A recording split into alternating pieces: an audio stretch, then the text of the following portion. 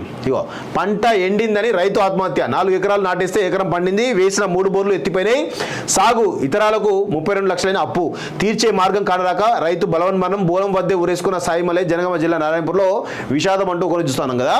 So ఇక్కడ విషయం ఏంటంటే కల్వకుంట్ల కుటుంబానికి రక్తదాహం ఇంకా తీరలేదు. తెలంగాణ ఉద్యమంలో 12 నెలలు వచ్చినా రక్తదాహం తీరలేదు. తెలంగాణ వచ్చిన తర్వాత ఈ 10 ఏళ్లలో కార్మిక, కర్షక, ప్రైవేట్ ఉద్యోగులు, విద్యార్థులు, నిరుద్యోగులు అందరూ కూడా ఎంతమంది చచ్చిపోయినా కానీ ఇంకా రక్తదాహం తీరలేదు.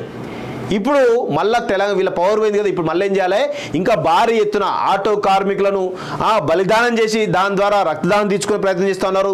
ఇప్పుడు రైతులను రెచ్చగొట్టి వాళ్ళను బలిచ్చేసి ఈరోజు రక్తదానం తీసుకునే ప్రయత్నం చేస్తూ ఉన్నారు. ఎంత చేసినా కానీ వీళ్ళ రక్తదాహం మాత్రం తీరడం లేదు. సో కల్వకుంట్ల రక్తదాహానికి బలవుతున్నటువంటి ఆటో కార్మికులు, రైతులు, రేపు మాపో సిరిసిల్ల కార్మికులు అవుతారు. ఇక అన్ని రకాల వాళ్ళని రెచ్చగొడతారు. అందరు రెచ్చగొట్టేసి వాళ్ళు బలయ్యేలా చేసేసి ఈరోజు రక్తదాహం తీసుకునే ప్రయత్నం చేస్తున్నారు. ఈరోజు కల్వకుంట్ల కాలకేయుల విషయం కూడా గుర్తుపెట్టుకోవాలి మిత్రులరా.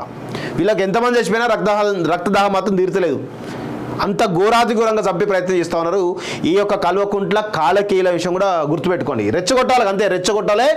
వాళ్ళు ఎమోషనల్గా మొత్తం ఎమోషనల్ తీసుకుపోయి వాళ్ళను ఇక చంపి ఇక ఇండైరెక్ట్గా వాళ్ళ ఆత్మహత్య ప్రేరేపితమయ్యేలా ప్రయత్నం చేస్తుంటారు ఈ కల్వకుంట్ల కాలకేయులు. దయచేసి ఇప్పటికైనా మారండి మీరు. ఈ కల్వకుంట్ల కాలకేయులు ఇదే చేస్తారు, మిమ్మల్ని రెచ్చగొడతారు. తద్వారా మిమ్మల్ని బలి తీసుకుంటారు. వాస్తవంగా బలి తీసుకొని రక్తదాహం తీసుకునే ప్రయత్నం చేస్తారు. అయినా కానీ వాళ్ళ రక్తదాహం తీరదు. మరి ఎంతమంది చచ్చిపోతే రక్తదాహం తీరుతుందో మరి.